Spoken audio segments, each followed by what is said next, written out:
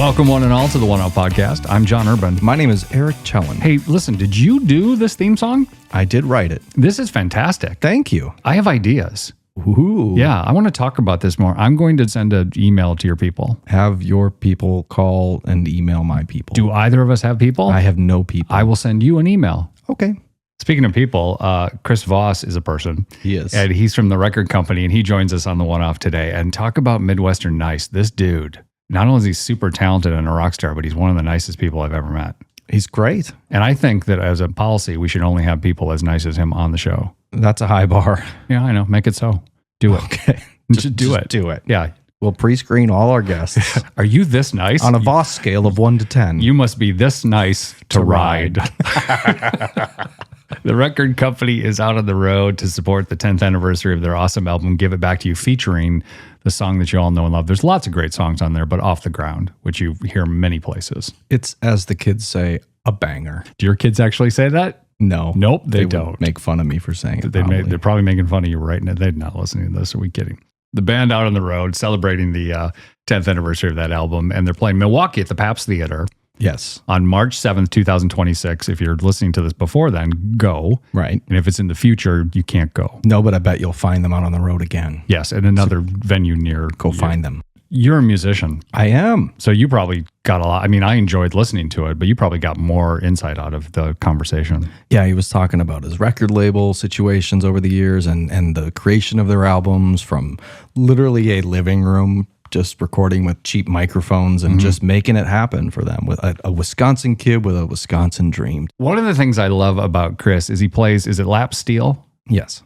And have you seen any of the videos where he does solos sort of standing?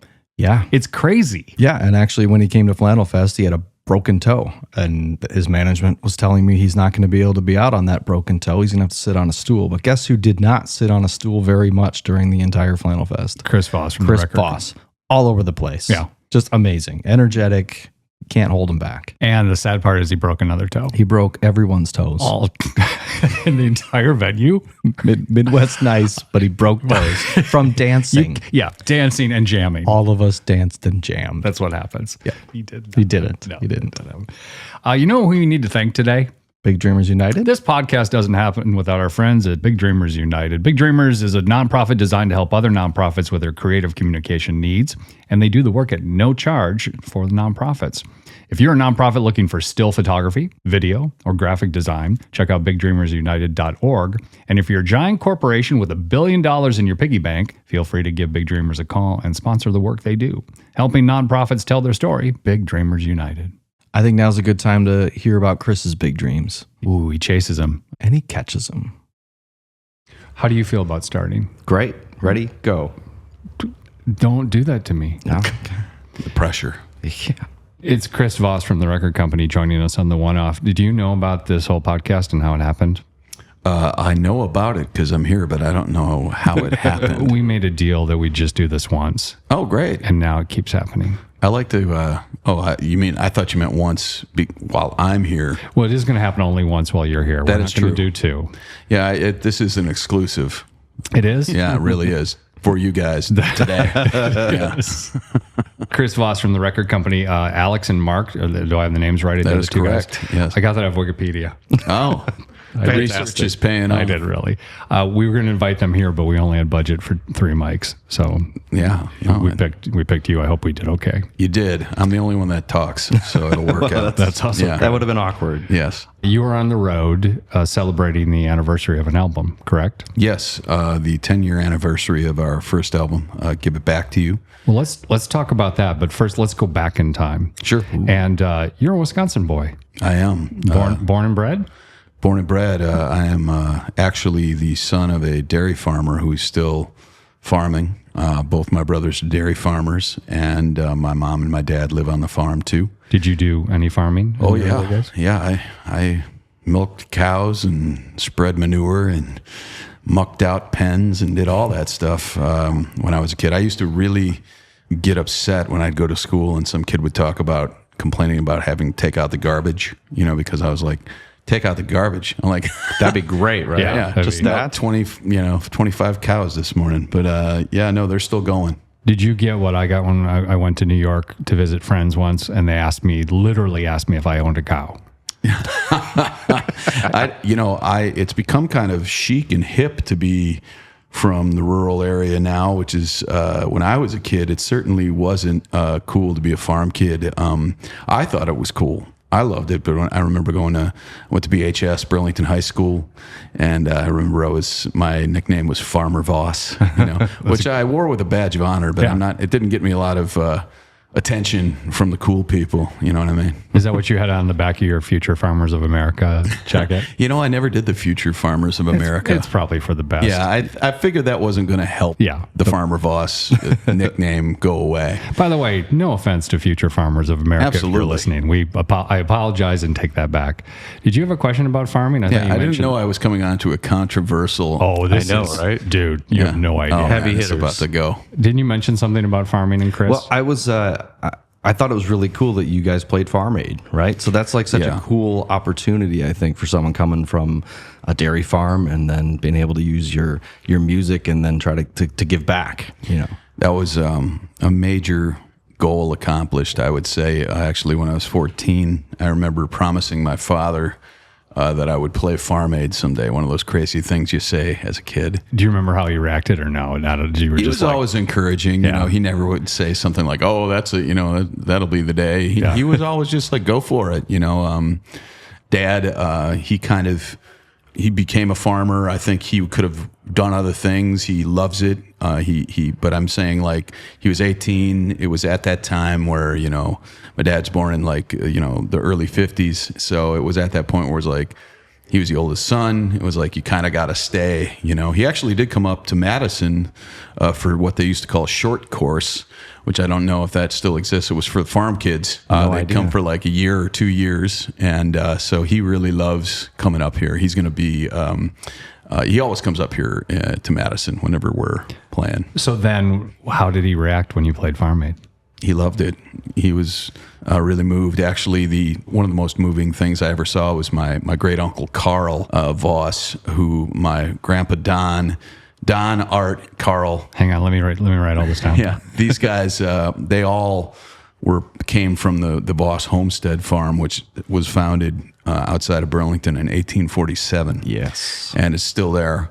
And great uncle Carl ran that farm, and my cousin Susan Voss, she took a picture of Uncle Carl watching the broadcast and sent that to me, like just over his shoulder. And, wow. It was, he was almost 85 and still farming or whatever. And it's, I mean, of all the things that I've been able to do with my life, like I always try to bring it back to that. That's why I wear, a lot of times you'll see me with a little International Harvester hat on or a case hat on. It's just because I'm trying to represent the farming community. So that's not just you being hip. That's actually it's hip now. Yeah, it's hip now. No, it wasn't hip before, but I'm into it now. I think that story was cool, and we can just call it here. Done? We could just be done. Great, Yeah, perfect. Thanks for coming, Chris. No, that's great. So then, how'd you get to LA, and how did the band come to be? Well, I'd been playing around Wisconsin for a long time. I went to UW Milwaukee for college after I graduated from Burlington High School. What were your studies at college? I studied English. Okay. And that was my major. And then I had like a minor in I can't even remember what it was, a bachelor's of science or something, something like that. Really keep your options open kind of thing. But I went to college strictly because my mom was very upset when I told her, hey, after high school, I'm going to move to Chicago or somewhere, and I'm going to become a musician. I'm going to do this. And she was like, you have to go to school.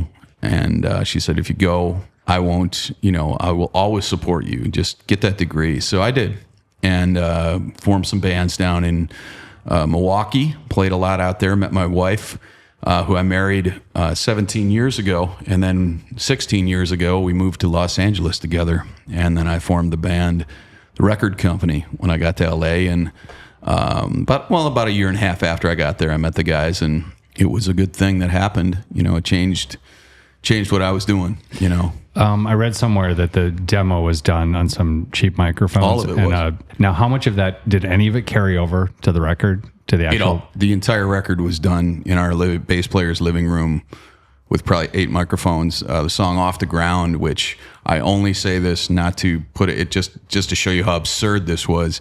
It hit #1 on a AAA chart. Right.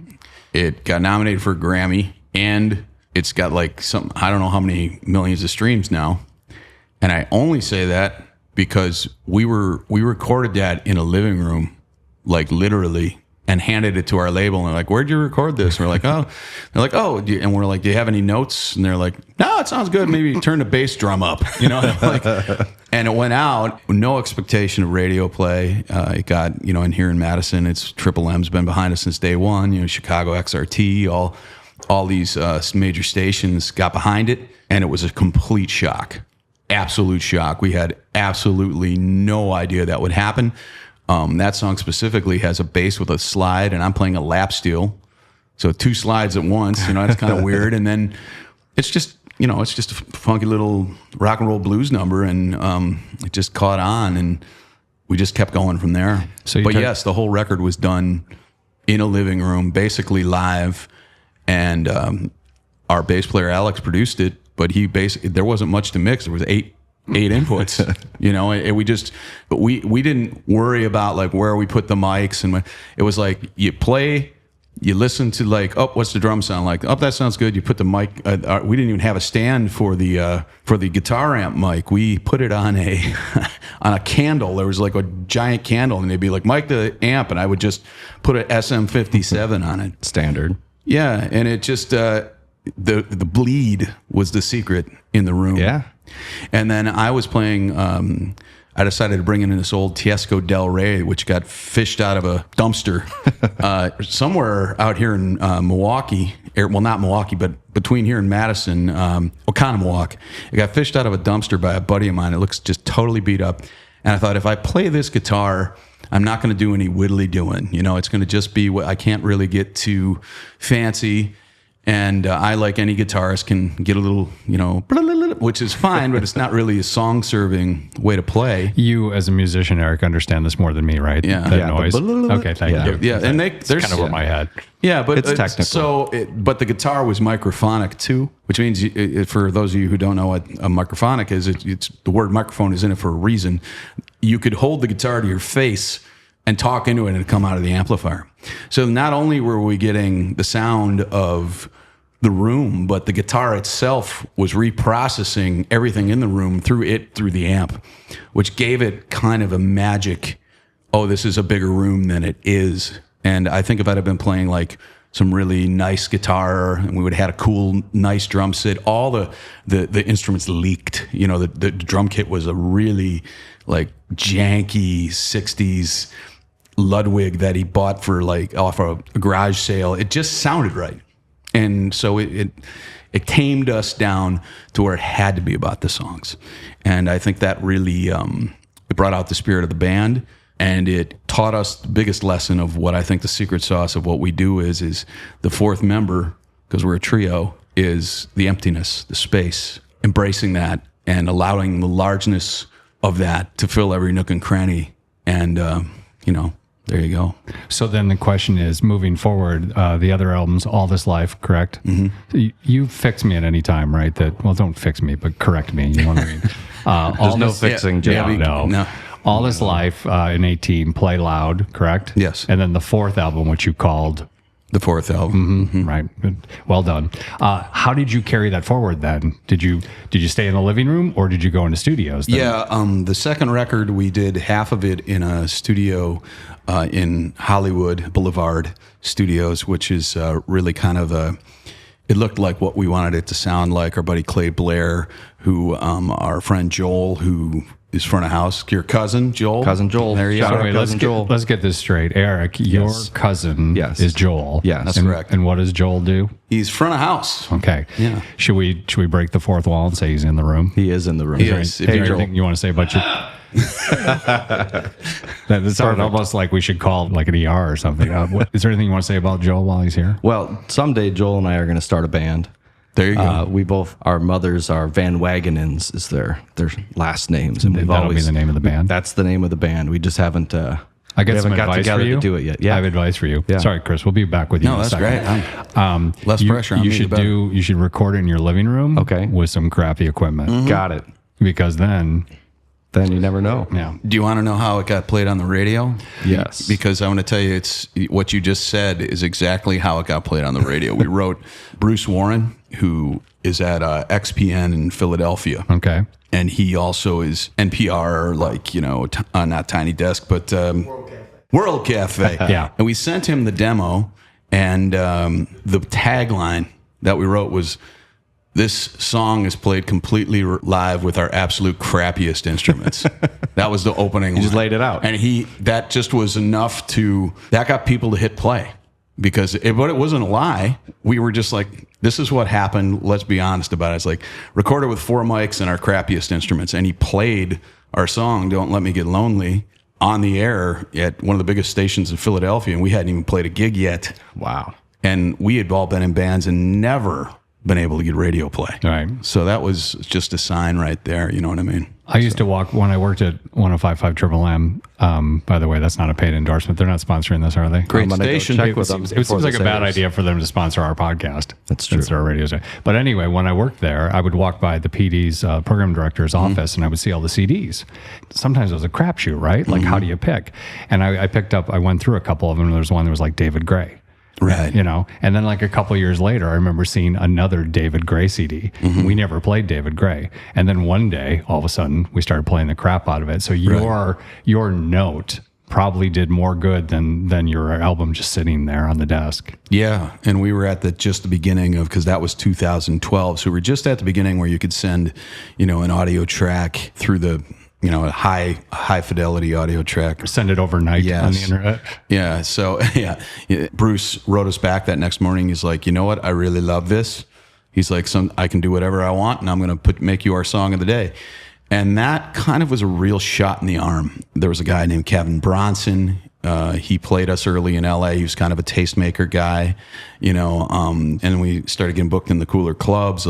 I said, "I don't care if we can play a coffee house. I don't know if we got booked in this town," because it didn't sound like anything that was going on in LA at the time, and out here, I think it would have been a little more common because it was rock and roll music. It was really not that different from what I was doing out here.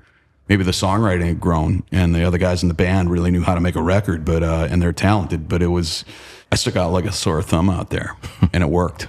It worked. So thank God. And now on the road, celebrating the 10-year anniversary of that first record.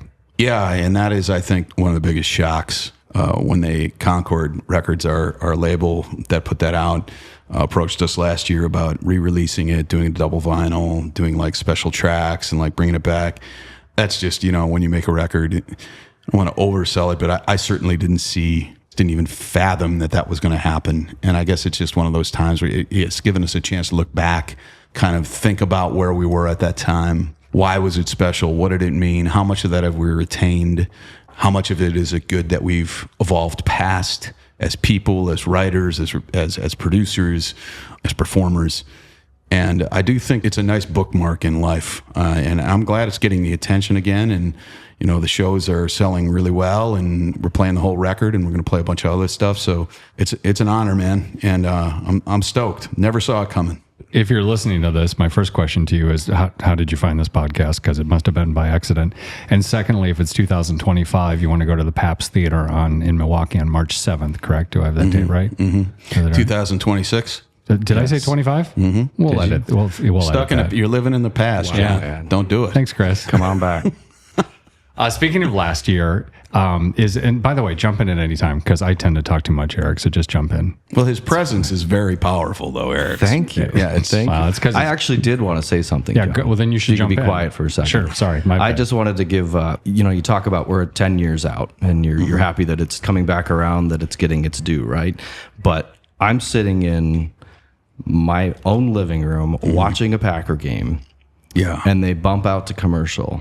Yeah. And almost every other game I hear off the ground coming Yeah. out of that. And that is so powerful. I take a lot of pride in that, even though I have absolutely nothing to do with it. But as a fellow Wisconsinite, I'm so proud for that. for Wisconsin and for that you represent, because I know a lot of people, they leave their roots behind, and I feel like you definitely, absolutely don't leave your roots behind. You mention it every chance that you can, which I think is great. So thank you for that.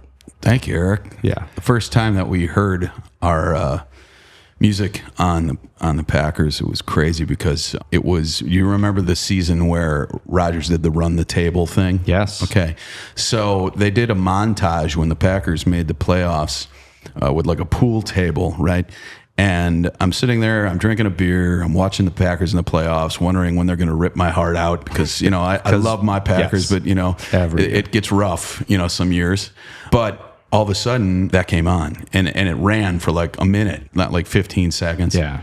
And then it started happening, like it got into the Super Bowl. It got to the World Series this year. I It heard was in in the the World World Series. Series. Yep. It was in the playoffs. It's been on NASCAR races. And that's like, what it is. It just is, if you're a listener here and you're an artist, I cannot stress enough the importance of always being present for people because you never know who you're running into. We ran into one of the heads of music for Fox Sports one year at a gig that I would have never guessed that it was our buddies, the Revivalists, great band. They had us out. David puts on a festival every year in his hometown that he came from, which is a small little town.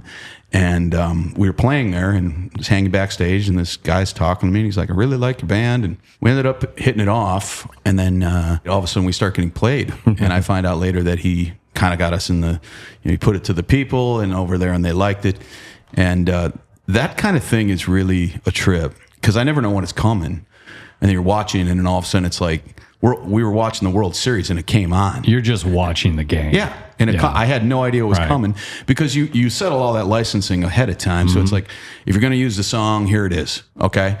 It's different than like if you do, not to bore people with licensing talk, but if you do like a movie or stuff like that, or a television Weren't you show. in The Rookie? Wasn't a song featured in The Rookie, the TV show? Yeah, we were in that. We were in. There's been I think we've been placed. I don't even know how many times. It's a lot, and it's been very helpful because we don't say yes to everything. I live in California, and I grew up on a farm in Wisconsin, and I care about everybody from both sides of that coin. And I've seen good people in both places.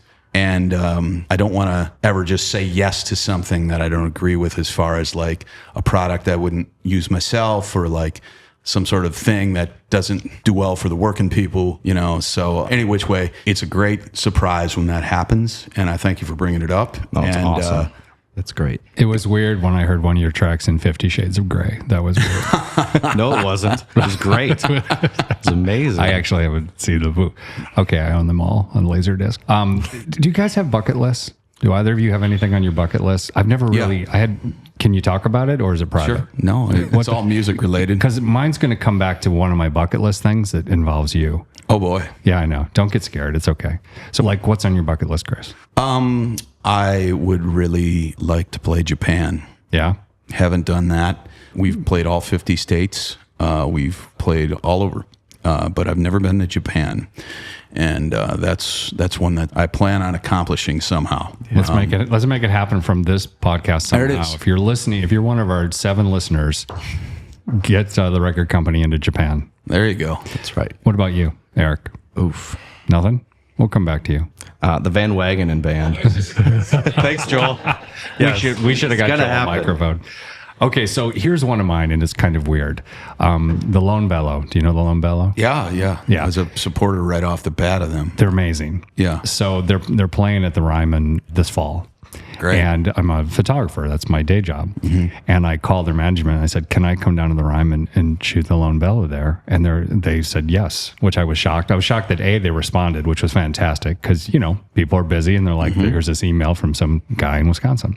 I couldn't do it. I couldn't go. Did you play with Blues Traveler at the Ryman? Because that's on my bucket list, that theater. Yeah. I just want to be in it. Oh yeah, no, I just did that. Last year. Yeah, no, I was in town to record some new music with our bass player Alex, who had a baby, so he moved to Nashville. Congrats to Alex. He's awesome. And the kid is just so cool. I love that little guy. So we've been going back and forth, and it's not as hard as it used to be in two different places. We can send ideas over the internet and get together, do the whole thing. We've got a really good thing going there. But I was in town for a couple of days. Just so happened that the manager of Blues Traveler manages us. And he was like, hey, man, do you want to sit in at the Ryman with them? And I was like, yes. Yeah, absolutely. Let me think about that. Had you played there before? Yes. Okay. I played there with Brian Setzer back at the beginning of the group, but we haven't headlined there. I'd say that would be a bucket list. Yeah. And we've played Red Rocks a bunch of times, but I've never headlined Red Rocks. I've been second on the bill of three, but never headlined. Headlining, just to totally lift the veil, when I talk to our agents or management about what my goal is, as far as in the United States, I say when we've headlined Red Rocks and sold it out, I ain't going to have much left to say. But we haven't done that yet. And I think it's really important to have a new dream. You don't have to agonize over it. I've accomplished a few things that I used to agonize over, and I learned you have to love where you're at all times and accept who you are, or when you get there, you're going to ask yourself why it didn't fill you up like you thought it should. So when I say this, it's not life or death, but I do intend to accomplish it. And it remains to be seen if it'll happen. I believe I can do it. I believe we can do it. It hasn't happened yet.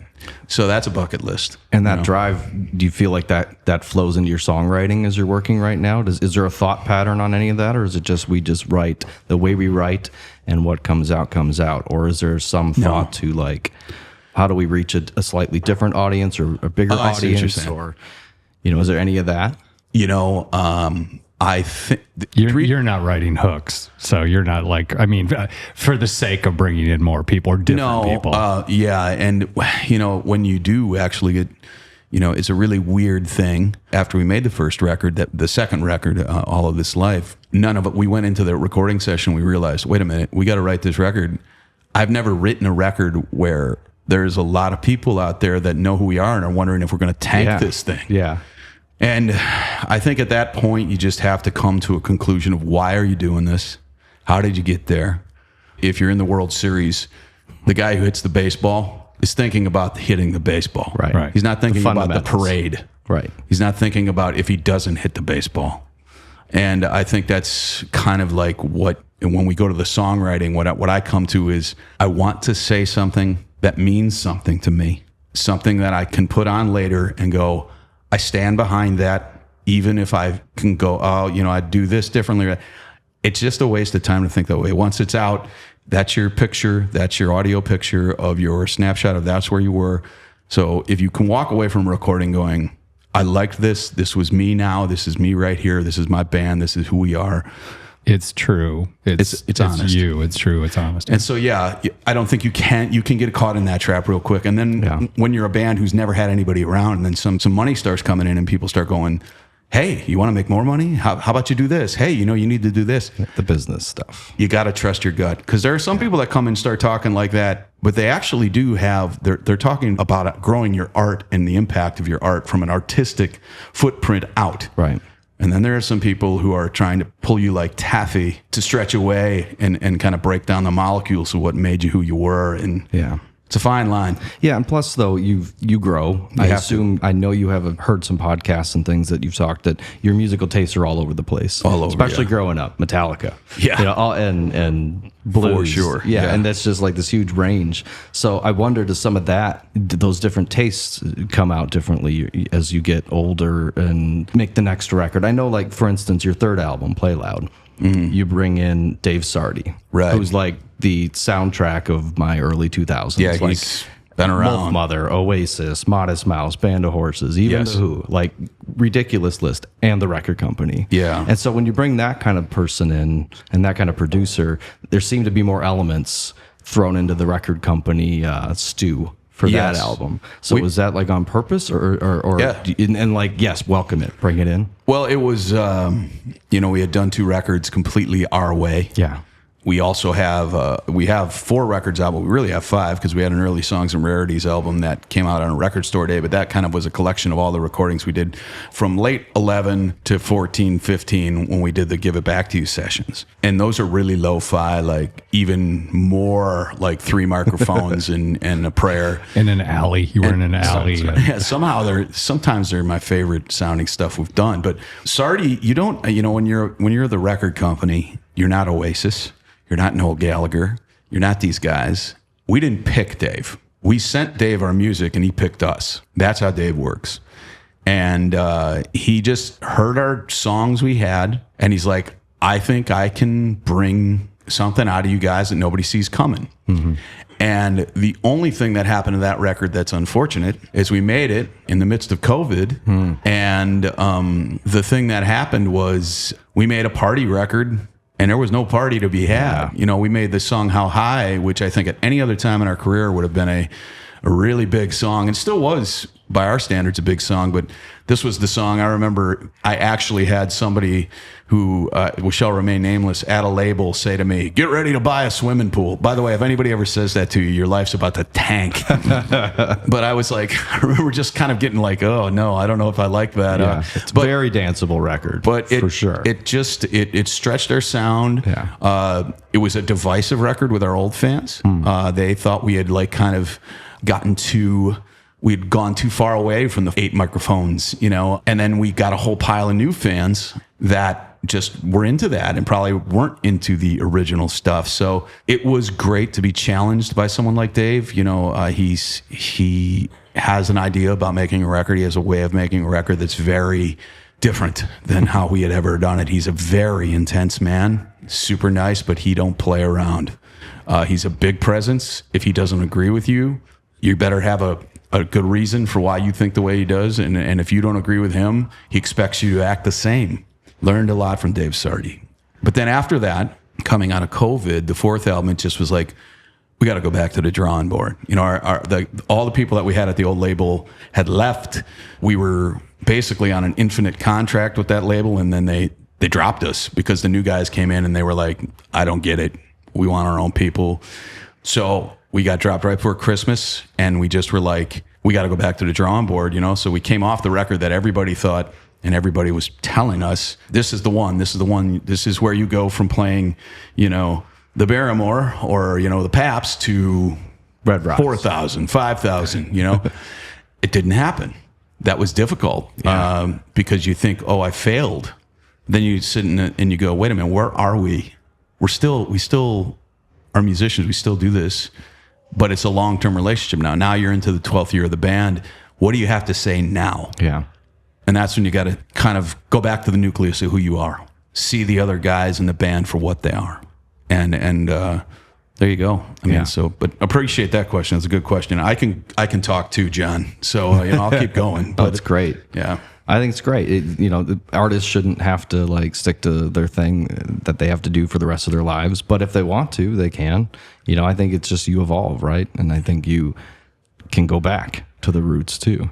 You can if it's right for you, And then now the record we're about to release right now is not a departure, but it's exploring an entirely different kind of side of us. And I know this record is going to really satisfy some of the old crowd, but I think it's going to surprise a lot of people because there are some things, there are elements of who I am, who the band is, growing up on that farm and listening to Johnny Cash and all this stuff. We're not going to make a country record, but it's like, there's a roots element to us that goes beyond Chicago, Detroit blues, beyond like the Stooges, and which is what our heroes were. We're the live Velvet Underground 1969 record. Like those are the kind of records we were listening to. Or Hooker and Heat from 1970, that 4-sided vinyl, where it's John Lee Hooker and Canned Heat, and it's just all done, all live in 3 days, and it's astounding. Yeah. And it's lo-fi, hi-fi, So where we're at now, I think we just, we're all getting into our late 40s, and it's just time to just make a really song-centric record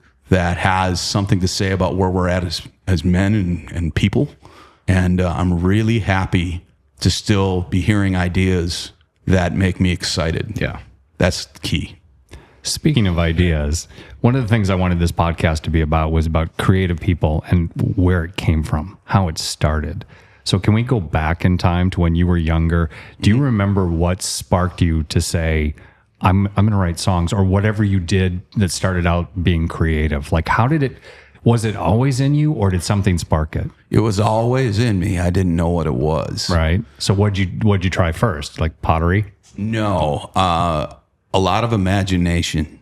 I ran wild through the fields of where my dad was, singing and riding my bike, and just a lot of imagination. Writing. I found out pretty early on that I had an okay ability to like put what I was thinking in a like kind of a poetic way on a page. You know, the teachers used to comment on that, and the music. I wanted it, but I had no idea how to do it. There was no internet out where I was. We got MTV, like finally they ran the cable past my house when I was like in 5th, 6th grade. That was a big deal.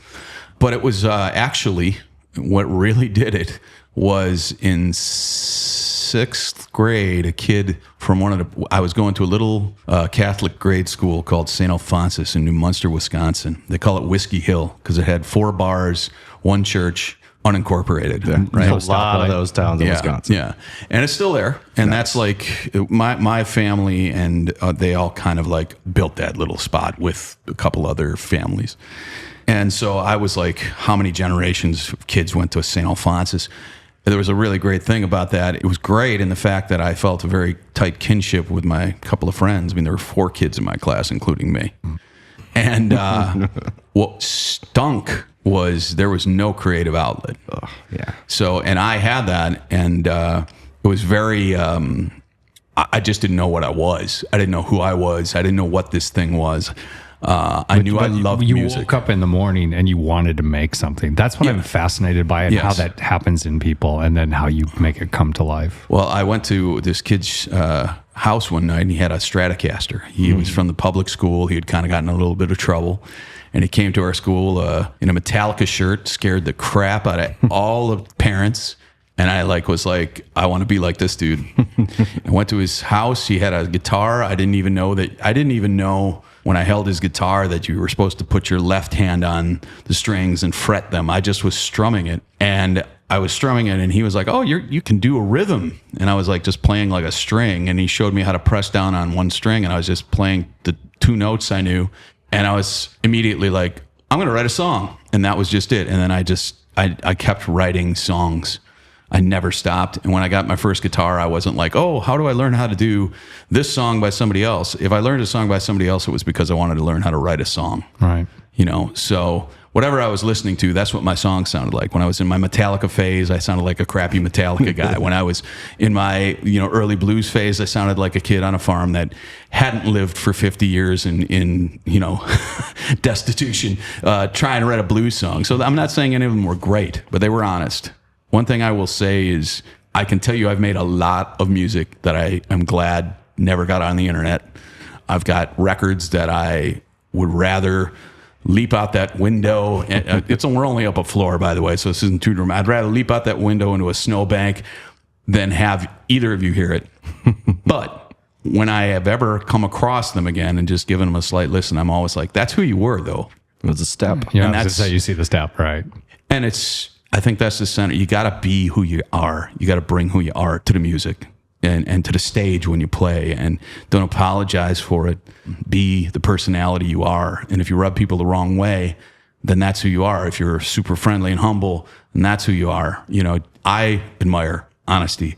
I've never been very good at being a punk rocker. I tend, because of my farm upbringing, I tend to try and be friendlier and like sweeter and just a lot more comfortable. But I admire the shit out of people who are surly, nasty rock and rollers, or like Billy Joe Shaver in the country world, who is just a cantankerous, angry, brilliant writer. So I think that's a big part of it. Be honest. Yeah, same. Like, I remember there was a time when my first band, my bar band, and I had a kid. And it's like, this bar band thing ain't working anymore. I got to be home by 10 o'clock now. Otherwise, it's miserable in the middle of the night when you get home. And so I had to realize, well, we can't do this anymore. And so I stopped playing. I understand. And it was a miserable time. Yeah. I needed to figure out how to do that again, but I couldn't do it the way I did it. But it definitely was something I was like, oh yeah, I could probably give this up. No, I couldn't. No. So we found a way. You play coffee houses or something so you can be home by 10. That was the thing. But the songwriting too. Like, you're miserable if you can't get that stuff out, because I think there's a lot of that is in your personality and in your soul that you just have to, whether you share it with anybody or not. It's art and it's creativity and it's dealing with your emotions and your thoughts and stuff. Yeah. Well, you learn at a young age, when you're writing from a young age, part of your processing of all that extra feeling you have as an artist is siphoned into the creation process and the performances. And it was like when COVID happened, I realized there was just this huge part of my emotional capacity. I curated this machine to pump out all this feeling, and there was then no place to put it. And I realized I was like almost atrophied in certain spaces of my ability to express myself, which actually I think was good for me as an adult, as a man, to like find a way to live without it. I'd never want to do it again. Yeah. But it did help me discover things about myself that I probably would have left, to the side. And I think it helped me as a player, made me more aware, more self-aware as a singer. And it helped me like just realize that this can all disappear in a second. And you can't horse around. You can't horse around. You got to go for it. Yeah. It sounds like you care about people. Yes, I do. It sounds like you're a good guy, unlike Eric here. And one of the things another thing we wanted to do with this podcast was, because I don't know if you know this, but everyone has one. There's 8.2 billion people on the planet, and almost all of them have a podcast. So when we decided to do this, I said, is there something we can do that helps people? Yes. When we do this podcast. So one of the things we're doing is we're asking our guests, do you have a favorite charity or favorite nonprofit? So that way we'll put it up on the internets and stuff like that, and we'll promote it. And so is there a place that you get behind that you like to promote? Yeah, there are a handful, but the one that just leaps to the front for me is one of my dearest friends in Los Angeles, Eric Weingrad, and his wife Angela. They had a beautiful boy, Holton. And Holton, this is going to be a bummer. All right, I'm just going to tell you, this is not. That's how we like to end the podcast. Podcast. It's a bummer that shows, though, the willingness and the love of people. And you're going to bring it around to the good. Well, yes. Just do it. This is what it is. So he runs a charity for children with pediatric brain injuries. And what that means, if you're wondering what does that mean, it means a child that was born completely normal and then had a head injury. And Eric's son, Holton, they were off buying Christmas gifts, and the child was a couple of weeks old, healthy, bouncing baby boy, and the nanny dropped him on his head. And now Holton has spent the last, he's almost a teenager now. He's spent all those years unable to speak, and they've really made a beautiful life for him. But I can't even imagine what that did. But what Eric and Angela did is a pretty amazing thing. They started this foundation called Holton's Heroes. It's based out of Los Angeles, but it's also in Philadelphia, and it's quite amazing. Eric was in the entertainment business, and he's helped hundreds of people that can't afford to get these, when your child grows. And now they have this extra challenge, that when a kid is all of a sudden a teenager and is 150 pounds, you got to figure out it's not a little baby anymore. No. And, it's a full-time gig. And there are parents out there dealing with this. And it's one of the most awe-inspiring things. It's also horrifyingly tragic subject. And it happens.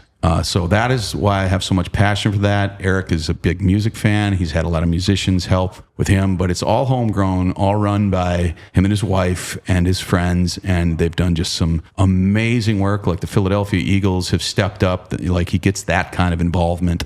So if you want to check it out, Holton's Heroes, and if that inspired you at all hearing this, just be grateful. Because it just is, we all get hung up in our daily stuff. And one of the things Holton's Heroes teaches me, and what Holton taught me, and what Eric and Angela teach me in their actions is it ain't that bad, man. Waiting in line at the airport, somebody writing something about you on the internet, somebody cutting you off in traffic, chill out. Mm-hmm. You ain't dealing with nothing compared to some people. So it's a beautiful charity, and they inspire me every day. Is the website, do I have this correct? Is it holtonsheroes.com? The website is holtonsheroes.org. Yes. Okay. Holton's Heroes, and you can find them on Instagram and etc. And then, I am always behind Farm Aid as well, because we, in the state of Wisconsin, it's a disappearing part of what we are. And I think we should all in Wisconsin remember that, because if we want people who are in their 20s or teens now to still remember what the dairy state is, we have to be there for our farmers. That's right. Or we're going to be eating corporate farm food, which, believe me, those animals don't get treated the way they should, and the crops don't get treated the way they should, and you don't need it. So when you're at the store, this is as political as I get, by the way. When you're at the store, vote with your dollar and buy something. If it costs a couple extra bucks to get some eggs that have the little thing on it that say, hey, and you can afford it. I mean, hey, fair is fair. We're all struggling out here, but do it. You vote with your dollar, because how those animals feel, how the farmers and the communities that surround them, that's important shit. There, I used my swear word for the podcast. I think that was the second one. We have talked about a swear jar and then giving the money in the swear jar to charity, but that was only $2, so we'd have to match it. Then we're at $4. Okay. I think it's worth it. I think we should start Totally it. worth Let's do it on the next podcast. That's not going to happen. The record company celebrating their 10th anniversary of your fine album, Give It Back to You, and March 7th in Milwaukee at the Pabst Theater. Pabst, man. And then you hinted at a new record. Before we go, can you just tell us, can you give us a little more on that? Or like when can we expect that? Well, there are a couple of singles out there, so go check those out. And then the record's going to be getting dropped here very soon, right after this tour. That's the anticipated release date. And I just hope you all enjoy it. And I really want to thank you guys for giving me the floor here today. I hope that I, as your Chris Voss exclusive for today, That's right. lived up to the marketing, the billing. And it's always a pleasure. And I love Wisconsin. And one thing I just say is to the 7 listeners out there, as you said, not me. No, you're 100% correct. Yeah. But you want to know, the record company is playing in front of 10 people. And the way we got signed and the way we got our first gigs and everything was, I always have said from stage, hey, if you dig us, just tell one person who trusts your musical opinion. One person. That's the most potent way to spread a word. So if you dig this podcast, tell somebody. And if you dig our conversation, the band's the record company, and I'd be honored if you listen to our music. And that's the last point I'll make. Musicians, don't forget that every single person out there that gives you 10 seconds of consideration of your music is a gift. And if they take it further than that, and they listen to your song, it's an even bigger gift. And if they come to your show, that's an even bigger gift. And let me tell you, as a man closing in on the end of my 40s, people who come to concerts in this day and age with all the things going on, they're angels. And if somebody comes up and tells you they like your show, and there's only 3 people in the bar, and believe me, I've been there, listen to them, appreciate them, and have some confidence in yourself, because you also were given that compliment for a reason. So believe in yourself. Amen. Chris Voss, Thank you. from the record company. Thank you for being on the one-off. My pleasure. We'll see you on the road. See you down there. I told you he was nice. So nice. I would call it a 10 out of 10 on a Chris Voss scale of niceness. You're hoping that catches on, aren't you? I'm trying really hard. Good luck with that. Thank you. And there's been this underlying theme through the whole show of dreams and chasing your dreams and making them come true. And I think it should be our personal goal, the two of us, Okay. from now until we no longer are on this mortal coil, that we get the record company booked in Japan. Ooh. Yeah, talk to our Japanese friends. Say, you know how to say hi. Konnichiwa. That's it. That's all we know. So if you're in Japan and you're listening to this, 1, why? And 2, please book the record company for somewhere in your lovely country. Yes, I like that. Okay. Speaking of dreams, John. Yeah. I just want to take a real quick pause here to reflect on a dream that came true. We've made it through our 2nd episode, I said I would do it once. and we did it twice. And I bet there's more. If we're going to keep doing this, I want to sign off, because all the cool podcasters have a sign off, and I'm not cool, but I guess I'm a podcaster. I'm planning to buy you a Podcasters Club jacket. I cannot wait. Here are my sign offs that I've been working on. Tell me what you think. Okay, go. We'll leave the light on for you. That's okay. Okay, that's it for the show. Good night and good luck. Wait a minute. Stay classy, San Diego. All right, you're stealing them. I am kind of stealing him. Maybe if people tune in, I'll have something better next time. Let's workshop it. Okay. Bring me into your club. Let's talk. No. Okay. No, get out of the studio. Ooh, I've got one. What? Stay classy, Tokyo. Oh, I like that. Here, let's try it as an outro. You ready? Ready, go. Okay. We'll see you on the next episode of the One Up Podcast. Stay classy, Tokyo. It's going to stick.